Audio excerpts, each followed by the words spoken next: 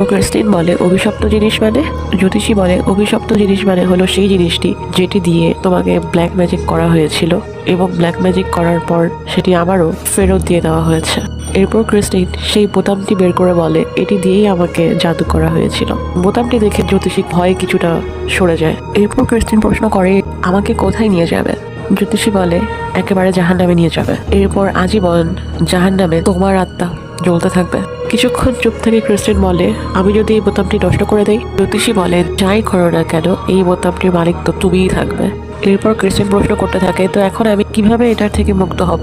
জ্যোতিষী বলে অনেকগুলো উপায় আছে, কিন্তু সবচেয়ে সহজ উপায় হচ্ছে কোনো একটা ছোট প্রাণীকে উৎসর্গ করা, যেমন হাঁস অথবা মুরগি। এটা শুনে ক্রিস্টিন বলে এটা করা আমার পক্ষে সম্ভব না, আমি নিজে ভেজিটেরিয়ান, মাছ মাংস খাই না, সেখানে আমি একটা অবশ প্রাণীকে কিভাবে হত্যা করব? জ্যোতিষী বলে বিশ্বাস করো, যখন লামিয়া তোমাকে নিতে আসবে সে সময় তুমি এমন সব কাজও করবে যেটার তুমি জীবনে কোনোদিন কল্পনাও করোনি।